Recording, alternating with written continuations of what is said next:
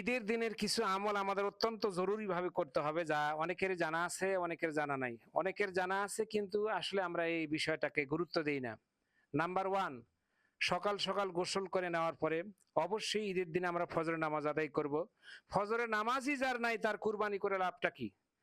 একটা ফরজ সীমা লঙ্ঘন করার পরে ফরজকে বাদ দিয়ে আরেকটা ওয়াজিব পালন করবে, এটা কেমন ধরনের কথা? এই জন্য প্রত্যেকটি কোরবানি দাতাদের নিয়ম হলো যে অন্তত তাদের ফজরের নামাজটি আদায় করা, তারপরে গোসল করা, কোরআন শরীফ তেলাওয়াত করা, সুন্দর সুগন্ধি ব্যবহার করা, কাপড়গুলি পরিষ্কার পরিচ্ছন্ন কাপড় ব্যবহার করা, এক রাস্তায় যাওয়া আরেক রাস্তায় আসা, এবং 9 তারিখের ফজর থেকে 13 তারিখের আসর পর্যন্ত তাকবীরে তাশরিকগুলো পড়া এবং বেজোড় খেজুর খেয়ে ঈদের মাঠে যাওয়া, আল্লাহর কাছে প্রার্থনা করা।